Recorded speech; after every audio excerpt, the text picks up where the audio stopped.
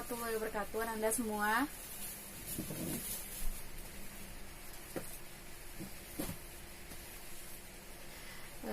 Baiklah, untuk memulai pembelajaran kita pada pagi hari ini, alangkah baiknya kita memulai dengan doa.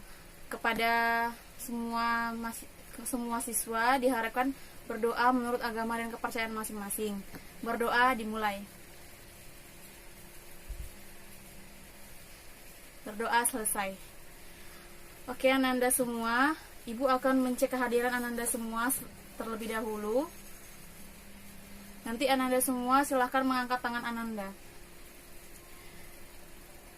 Rizky, hadir Bu. Devi, Fani.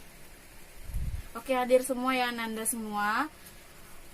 Baik Ananda semua, silahkan berdiri terlebih dahulu. Jika ada melihat sampah di bawah kursinya, jika ada yang kurang rapi di bajunya, silahkan dirapikan terlebih dahulu.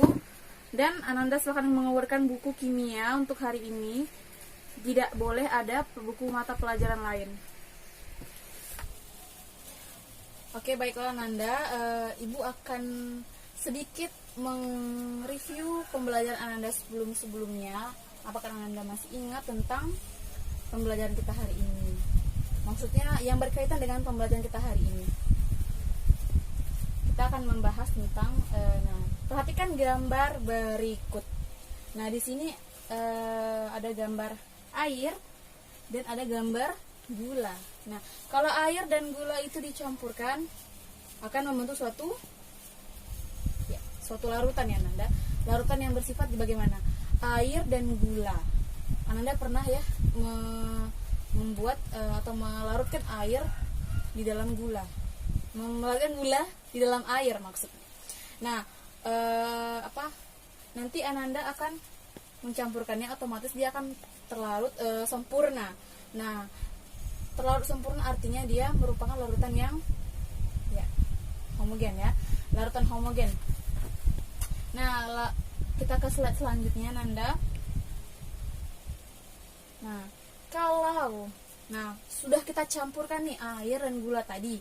Nah, apakah air dan gula tersebut tuh dapat dipisahkan lagi komponennya, komponen air dan komponen gulanya?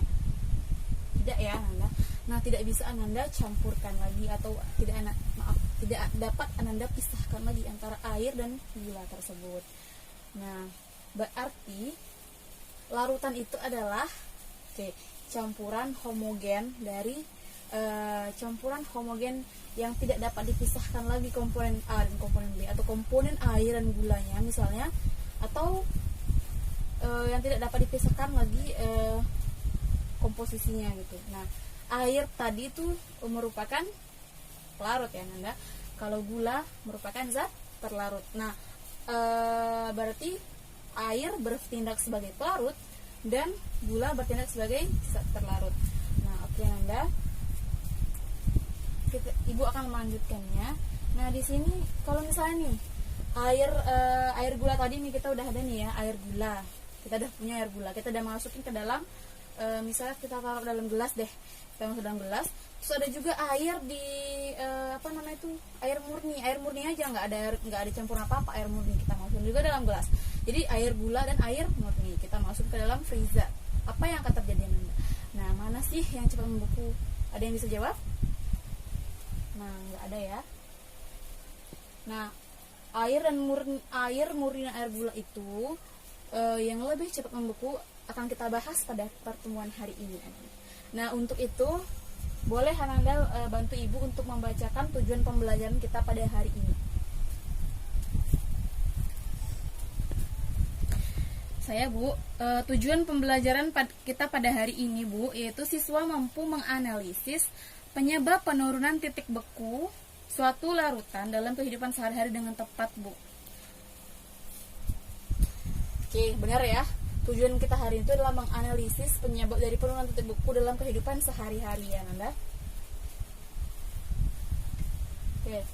Nah, pastinya Ananda akan bertanya-tanya deh, apa sih Bu manfaat kita mempelajari ini Bu, mempelajari materi kita pada hari ini. Nah, Ibu akan menjelaskan sedikit ya manfaat kita mempelajari materi ini, yaitu, nah perhatikan gambar ini, gambar apa Nanda? Gambar es puter ya, es puternya jelas ya. Itu abang-abang penjualan es puternya sedang mengambil esnya. Nah, mari kita perhatikan. Nah, mengapa di bagian luar dari tempat es krim yang utama itu ada bongkahan es? Nah, bongkahan es ini itu ada garamnya Nanda. Nah, garam ini di sini berfungsi untuk membekukan es krim tadi. Cuman bagaimana prinsip kerjanya akan kita bahas pada hari ini. Oke, ini manfaat yang pertama. Manfaat selanjutnya Nanda juga mungkin akan ke sini ya, akan ke salju, ke tempat salju misalnya, yaitu mungkin kalau salju yang menumpuk itu kan nggak mungkin ya orang bisa lalu lalang dengan aman, mungkin aja tergelincir atau terjatuh. Nah, dengan penambahan garam pula, dengan prinsip penurunan buku ini, nah kita dapat menghilangkan salju dengan garam tersebut. Ini dua manfaat yang sering kita temukan dalam kehidupan sehari-hari Anda. Kalau belajar kita pada hari ini, yaitu tentang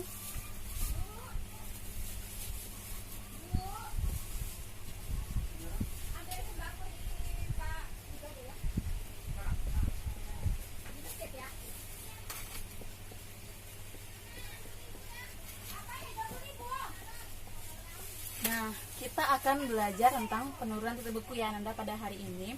Oke Nanda.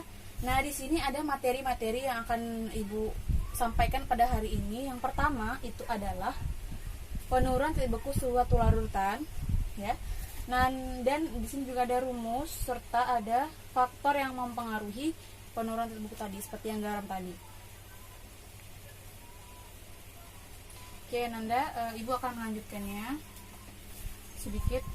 Nah, membeku itu apa sih? Nah, oke, membeku itu adalah mungkin Ananda pernah membekukan suatu es air, Ananda masukkan air ke dalam kantong misalnya, ke dalam gelas atau ke dalam apapun, Ananda bekukan ke freezer. Nah, berarti ada dari air ke, kalau dia beku berarti artinya dia padat. Benar sekali. Berarti dari membeku itu dari keadaan cair menjadi padat ya Anda. Cair ke padat. Fasanya padat ke cair. Cair ke padat, maaf. Nah, di sini berarti membeku itu adalah suhu yang dicapai suatu zat cair ketika dia menjadi padat gitu. Berarti dia nanti membeku ini ada kaitannya dengan titik beku. Nah, titik beku itu berarti artinya suhu saat dia membeku. Baik, benar sekali ya. Suhu saat dia membeku. Nah, titik beku ini itu suhu pada larutan mulai membeku pada tekanan 1 atm. Berarti kalau tekanan 1 atm berarti tekanan normal bumi ya. Nah, berarti di sini suhu pada satu larutan itu kalau misalnya kita air murni tidak ada campuran apapun, berarti dia dalam keadaan murni, berarti dia pada tekanan 1 atm, artinya dia memiliki suhu titik beku 0 derajat Celcius. Nah, air murni membeku pada temperatur 0 derajat Celcius pada tekanan 1 atm, dan temperatur ini disebut dengan titik beku air normal. Oke, Ibu lanjutkan lagi. Nah, titik beku, tekanan uap air dalam zat cair itu pada temperatur 0 derajat Celcius itu sama dengan tekanan uap air dalam zat padat ya. Artinya tadi kan air tadi kan dia adalah pada tekanan 1 atm, berarti dia memiliki suhu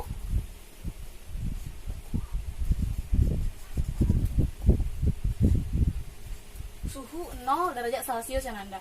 Nah, berarti karena dia memiliki suhunya yang 0 derajat Celcius, berarti kalau arti dari titik beku itu sendiri, dia berarti tekanan uap air dalam zat cair itu sama dengan tekanan uap air dalam zat padat.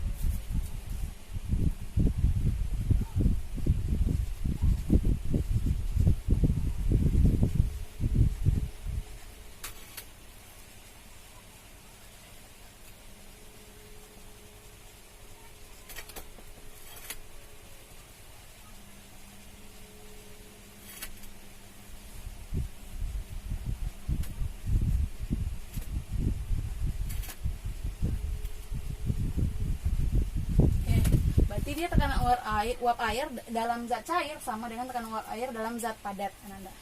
Oke, Ananda semua, sebelum kita Ibu memperjelas lebih dalam lagi tentang materi kita tentang penurunan titik beku ini, Ibu akan membagi Ananda menjadi 4 kelompok yang terdiri dari masing-masing 1 sampai 3 orang. Nah, Ananda silahkan membentuk kelompok terlebih dahulu. Oke, Ananda, di sini Ibu akan memberikan Ananda LKPD. Nah, LKPD ini silahkan Ananda kerjakan per kelompok. Silahkan Ananda tuliskan nanti di sini nama anggota Ananda semua dan nama kelompok Ananda dari kelompok 1 sampai kelompok berapa Ananda. Kemudian silakan Ananda baca terlebih dahulu petunjuk dari LKPD yang sudah Ibu buat ini. Ananda baca dengan seksama, kemudian Ananda jawab dari awal sampai akhir. Jadi Ananda berurutan dalam mengerjakannya. Oke. Setelah Anda mengerjakan ini semua, nah, setelah Anda mengerjakan semua, nanti Ibu akan meminta Ananda semua untuk mempresentasikan hasil diskusi Ananda semua. LKPD-nya 1 per kelompok 1.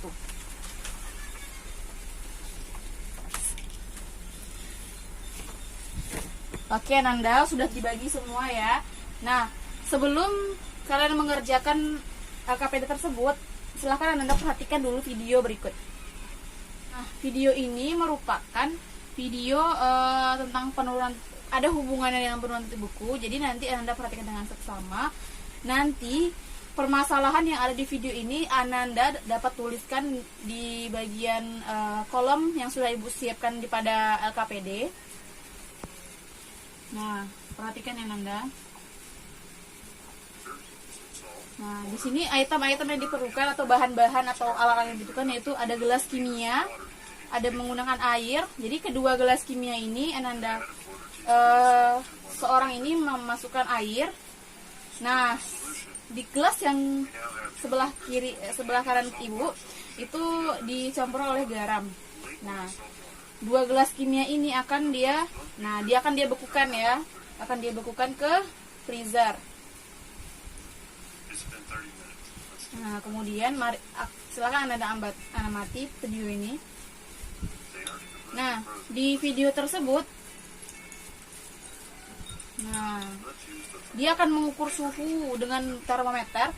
Nah, kita lihat pada air garam ini bagaimana suhunya. Oke. Nah, -1 ya di sini kalau air murni saja. Air murninya 0 Celcius ya Nanda. Nah, oke Ananda. Nah, silahkan Ananda amati apa sih yang dapat Ananda amati dari video tersebut. Nah, silahkan Ananda kerjakan di LKPD tadi sudah Ibu buatkan rumusan bagian rumusan masalahnya. Ananda silahkan tuliskan apa saja rumusan-rumusan masalah yang Anda temukan dari video tersebut. Ibu akan kasih sedikit clue. Nah, di sini ada bagian yaitu bagaimana sih jika ada zat terlarut dalam air. Nah, zat terlarut yang tadi seperti yang sebelumnya udah Ibu jelaskan tuh ada gula tadi ya, ada garam. Nah, kalau garam tersebut merupakan zat terlarut ya. Jadi kalau misalnya ada komponen zat terlarut, bagaimana sih peranannya atau dapat dihubungkan dengan penurunan titik beku ini gitu. Nah, berdasarkan video tersebut, penurunan titik beku itu apa? Nah, penurunan titik beku tadi itu penurunan titik beku tadi itu kan dia adanya selisih antara titik beku pelarut murni dengan titik beku larutan. Jadi titik beku pelarut murni itu dilambangkan dengan apa Nanda? Ya, titik beku pelarut murni itu dilambangkan dengan T delta F ya. TF. Kemudian dengan titik beku larutannya tinggal dibikin TF larutan gitu. Nah, besarnya penurunan titik beku tadi itu dilambangkan dengan delta TF. Berarti delta TF itu adalah selisih antara pelarut murni dikurang dengan titik beku larutan. Jadi pelarut murni tadi sudah dijelaskan itu 0 derajat Celcius. Nah, baik, mungkin apakah Ananda semua udah pada siap dalam mengerjakan LKPD-nya? Oke, udah ya, mari kumpulkan. Oke, semuanya sudah mengerjakan. Silakan Ibu meminta Ananda untuk mempresentasikan jawaban Ananda ke depan semua. Assalamualaikum warahmatullahi wabarakatuh. Baik, di sini saya akan mempresentasikan hasil diskusi dari kelompok saya. Saya perwakilan dari kelompok 1 ingin mempresentasikan dari hasil KPD yang sudah kami kerjakan. Mungkin ada hubungan penurunan beku terhadap pencairan salju dengan garam, Bu. Air murni akan membeku pada suhu 0 derajat Celcius apabila suhu udara juga 0 derajat Celcius. Nah, apabila penambahan sejumlah garam titik beku air menjadi minus 2 derajat Celcius, maka pada suhu lingkungan 0 derajat Celcius salju yang ada di jalan akan segera mencair. Nah, maka hubungannya itu adanya partikel-partikel zat terlarut garam akan mengakibatkan proses pergerakan molekul-molekul pelarut tadi itu dia akan terhalang, Bu. Akibatnya untuk dapat lebih menjauhkan jarak antar molekul sehingga diperlukannya suhu yang lebih tinggi daripada titik beku pelarut murninya. Nah, Bu, mungkin itu saja yang dapat saya sampaikan, Bu. Lebih dan kurangnya saya mohon maaf. Assalamualaikum warahmatullahi wabarakatuh. Nah, untuk menjauhkan jarak tadi itu maka diperlukan suhu yang lebih tinggi daripada titik-titiknya sehingga daripada titik beku pelarut murninya. Oke, mari benar sekali ya, beri applause dulu terhadap kelompok 1. Nah, baik, Ibu sedikit menambahkan ya dari penampilan dari kelompok 1. Penampilan kelompok 1 sudah baik. Di sini untuk menentukan besar titik beku larutan tersebut membutuhkan dua hal. Yang pertama konsentrasi molar suatu larutan dan yang kedua itu konstanta atau KF. Nah, berarti rumus kita memerlukan molar dan KF yang mana? Rumus dari delta TF ini ialah sama dengan M dikali KF ya Anda semua. Nah, selanjutnya yaitu rumus dari delta TF tadi. Delta TF itu yaitu penurunan beku dilambangkan dengan delta C derajat Celcius. Kemudian KF itu tetapan penurunan titik beku. Selanjutnya M adalah molaritas larutan. Berarti delta TF sama dengan M dikali KF. Nah, di sini ada gambar sedikit ya. Nah, tadi kan pelarut murni, terlarut, pelarut murni, padat. Nah, di sini ini merupakan suatu bagian dari hubungan mikroskopik dari penurunan titik beku ini. Berarti kalau misalnya dia pelarut murni padatnya di sini, nah, berarti kan dia dalam keadaan masih membeku. Nanti di sini dia udah ada yang kandungan terpisah tapi tidak bisa dipisahkan. Komponennya ada dua tapi tidak bisa dipisahkan. Nah, silakan Ananda kerjakan soal berikut. Hitunglah penurunan titik beku dari larutan 5,85 gram garam dapur dengan massa relatifnya itu 58,5 dalam 250 gram air. Nah, soal ini silakan Ananda jadikan tugas saja. Akan Ananda kumpulkan minggu depan.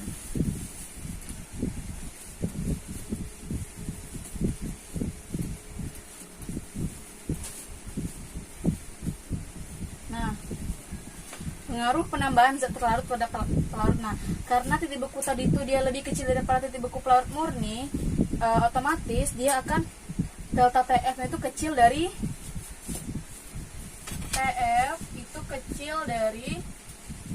TF larutan ya. TF murni. TF larutan kecil dari TF murni.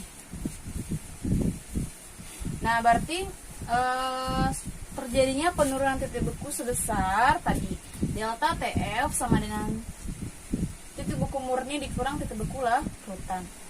Oke.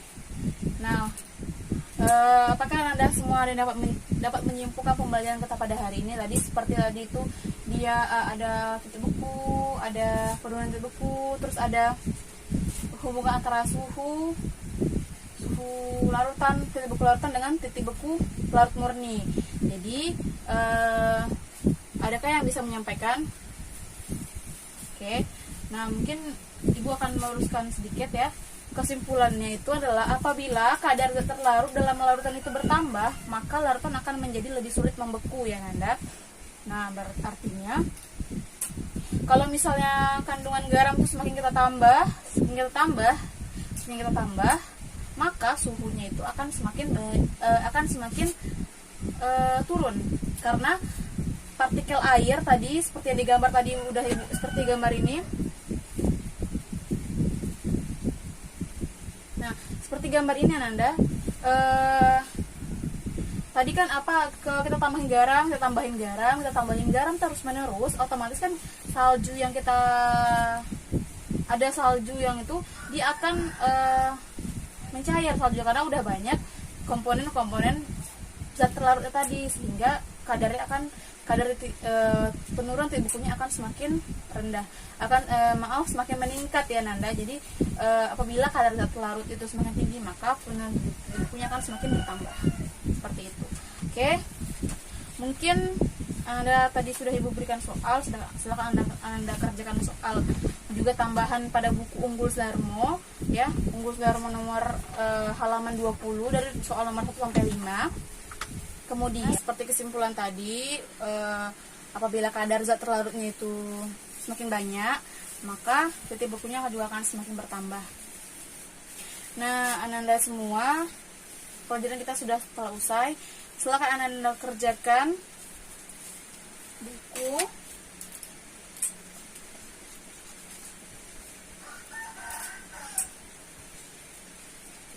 ya, buku Unggul Darmo halaman 20 dari soal nomor 1 sampai 5 ya Nanda.